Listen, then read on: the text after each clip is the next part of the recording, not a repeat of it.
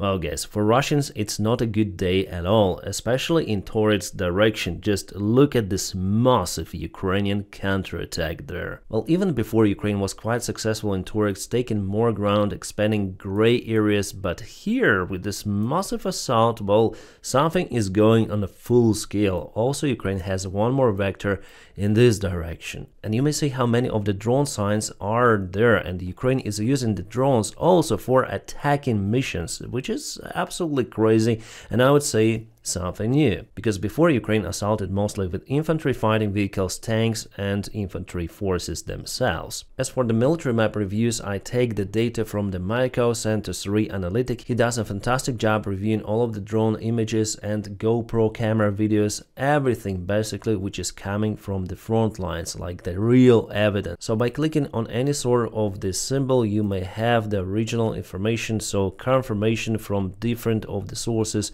The images are presented always. That's why I would call this map quite a legit one. The link for the Twitter account of MyCoSense3 I'll put in the video description just below for you to check it out, because this is must-have. Well, during this offensive, which also happened yesterday, Ukraine lost 2 of the armored vehicles. Unfortunately, we have also the confirmation about it on Twitter. So Russia used FPV drones, but with the help of this image, it was geolocated that definitely Ukraine took this ground under control here and here. So we have a precise information that not only Russia wasn't able to establish their control over Toretsk, but they lose the ground, and they do it daily, which is absolutely great for Ukrainian side. Plus, you know what, we have the update from the 3D military map. So this is Pokrovsk, and all of this blue area was taken recently by Ukraine, especially here on the south, and as you can see, terrain is kind of difficult. With artificially created hills, this is just the ground that was taken from the earth itself. Then the local coal mine was created. But in general, if you check out the Toretsk city itself, it's mainly on a single level, so it's very flat ground over here. So in the city itself, even on this map, which is little outdated, so MyCoSense3 provides more detailed information, but even here we see how Ukraine advances from multiple of directions to the central part of the city, here in the south,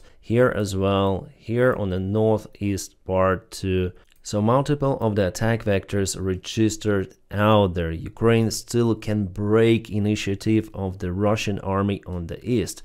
Yes, Russia is offensing in Kursk, we're gonna speak about it later in this video, but here and also in Pokrovsk direction, Ukrainian army took initiative. I may state it 100% because Russia in Toretsk wasn't successful for a long, very long time. Well, also in Pokrovsk direction, you can see multiple of the attack vectors. Ukraine is very active with its drones. However, in Pokrovsk, Ukraine moves little by little, trying to find out the weak spot in the Russian defense. And Russia is forced to go from their attack operation towards Pokrovsk to the total complete defense. Well, they also try to reach Ukrainian positions using even ballistic missiles and aviation. That's what they have. The air superiority, if we speak about Air Force, and in general missile technologies for Russia are way better than for Ukraine. Well, hopefully with the new missiles modification, which Ukrainian army is already producing, and Taurus that was promised by the new Chancellor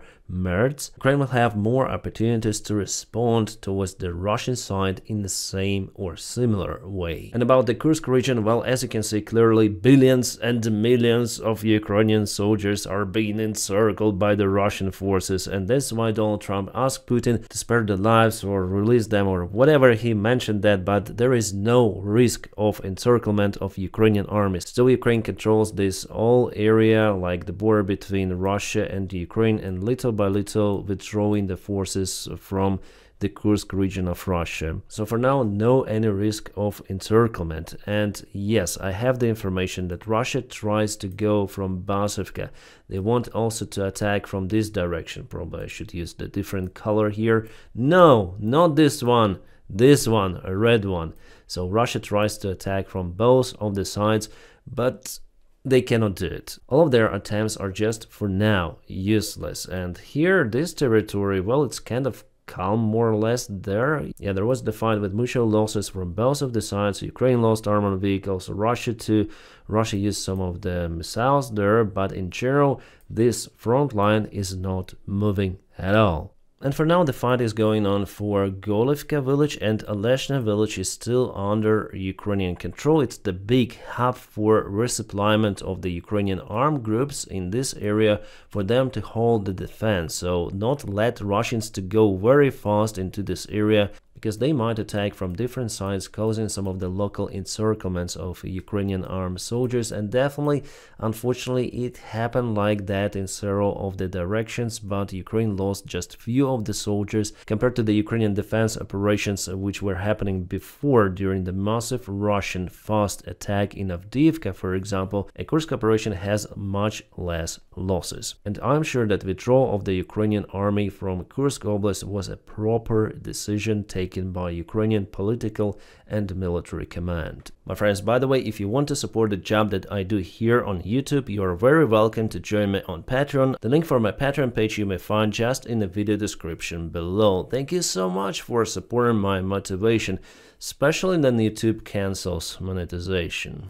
An absolutely fantastic video showing how Ukrainian MiG-29 dropping some of the precision bombs to the Russian positions. Awesome. It is the first time I see this kind of the maneuver in this real combat environment. And definitely something unusual. It's like a barrel roll. Where is up, where is down? It's really hard to tell.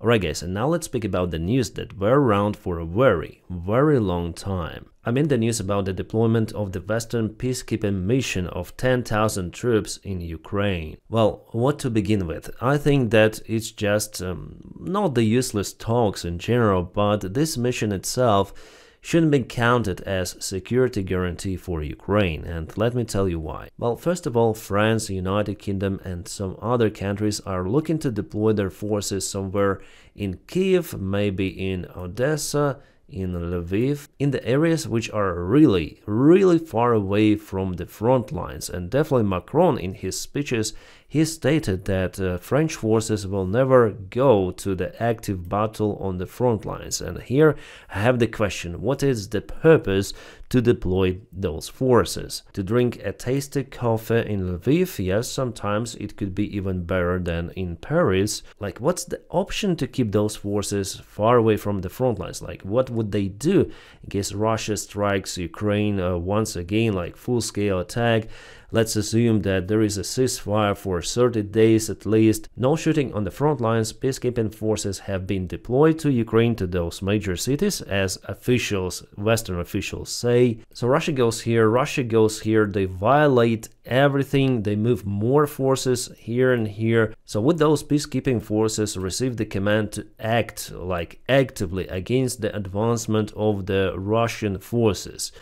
I don't think so. So for the reason I've told you, I don't see any purpose to deploy those forces if they plan to use them aside of the front lines, especially 10,000 troops. It's really nothing. There were even more North Koreans deployed in the Russian Kursk Oblast. And Russian officials already stated that they would look at those peacekeepers as on NATO offensive forces which intervene into the Russian territory. Well, maybe for Putin, all of the Ukraine is Russia. That is what he wants actually to achieve, to occupy all of the Ukraine, and the intervention of the foreign forces makes it in a way more difficult for him, just a little. Because as I said to you, 10,000 soldiers doesn't really matter. There should be roughly 200,000 soldiers deployed. And what if Russia strikes those forces in those cities, in their barracks? Would the NATO countries introduce their Article 5 of the Common Security and Response? The answer is no. Guys, I would say more. If Russia attacks, for example, Lithuania or Poland or Estonia,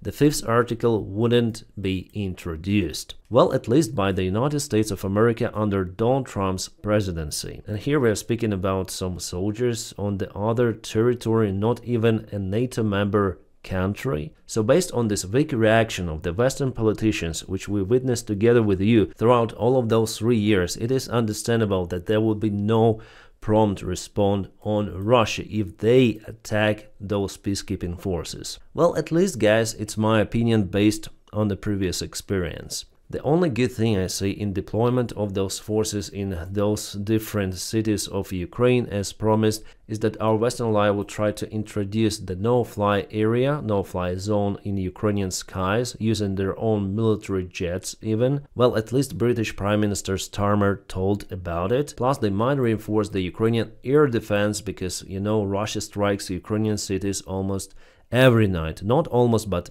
every night. In general, that's the only plus I see here. And actually it was Donald Trump's idea for European countries to deploy their peacekeepers in Ukraine. Well, before we were speaking about 50,000 soldiers, but now 10,000. But now Donald Trump doesn't say anything about deployment of those peacekeepers. Why? Well, maybe because Putin doesn't like that idea. So Trump wants to make Putin happy, he doesn't want to push Putin yet. And in general, guys, thinking about those security guarantees for Ukraine, I was thinking about this issue. And you know what? There are simply no security guarantees any longer. Not just for Ukraine, but for Baltic countries and for other countries which are under the threat of being attacked by Russia. Even NATO is not a guarantee because you know what might happen in case Russia attacks its NATO members, and without the United States, it would be really hard to stop Russian Federation. So the only robust variant is to obtain nuclear weaponry, and that's the only way, and Ukrainian experience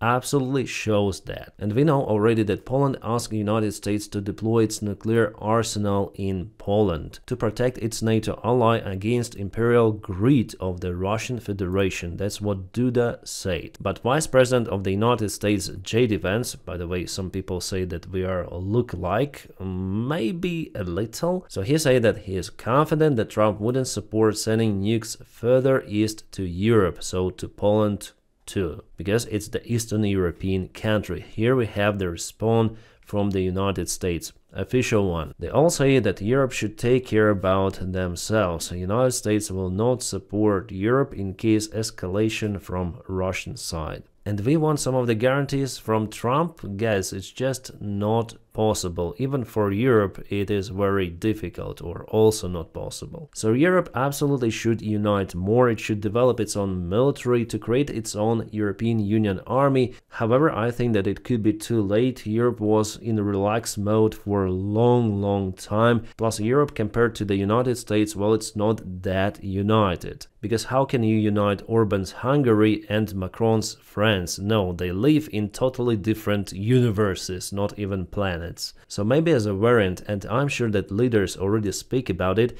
is to create a smaller bloc to protect the countries. It should include countries with nuclear weapons like France and UK, and the countries very close to the Russian border like Latvia, Lithuania, Estonia, Poland, and probably Ukraine, because Ukraine has something that European countries do not have. A very big and experienced army. Actually, in a way, Ukraine is the guarantee for security of Europe nowadays, because Russia is stuck in Ukraine. So it is impossible for Putin to act on the other front lines against Estonia, Lithuania, and so on. He struggles with his army in Pokrovsk and Toretsk, so what are we talking about? But it is like that for now. So for now, Russian army is struggling, but potentially Russia has more resources. Putin knows that. That's why he plays this long-term game. Well, guys, let's go to the other news. I just have to tell about those events about peacekeepers, deployment of the NATO forces, and so on. Well, the good news for Ukraine that Ukrainian army is still gonna get more military support from its European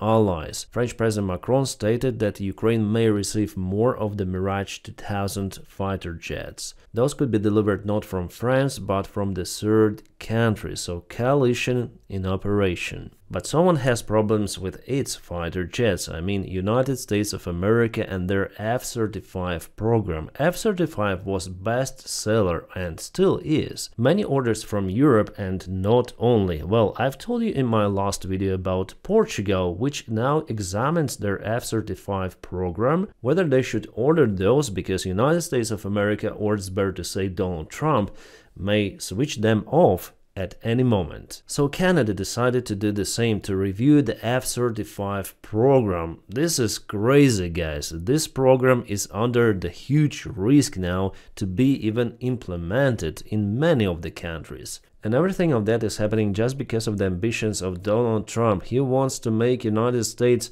empire once again, similar to Russian empire, by the way. An empire that wants to conquer and annex their neighbors, Greenland, Canada, and many more. So I just hope that it would not last for a very long time. Like in 4 years, I hope United States will still be the United States of America. Good old democracy. Alright, to the other news, Trump's fixer Witkov stated that probably the next week there could be a meeting between Donald Trump and Vladimir Putin. Well, actually media already fed us with this information before. The possible meeting was always out there. So Donald Trump is going to meet with Putin tomorrow, day after tomorrow, on Friday, but so far, no. And about the next week, well, I would also put it under the question. The meeting at that level should not be just for the meeting, there should be some sort of the agreements already reached. But we already know that Putin comes out with his new demands towards Ukraine for 30 days ceasefire even. And Donald Trump doesn't see it as some sort of the rejection of his ideas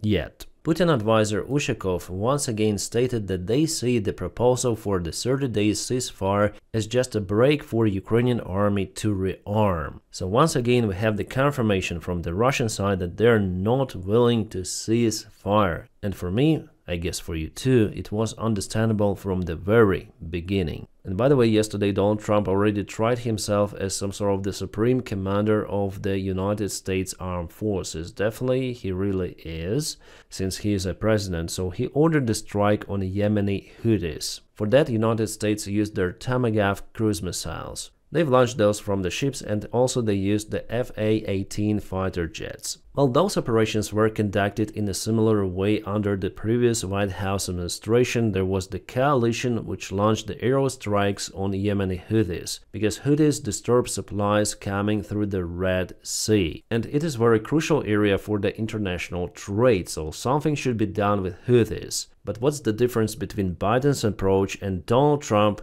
Well, so far, Donald Trump has just more PR. There is no ground operation, just the usual airstrikes, and without the ground operation, it is impossible to conquer that threat.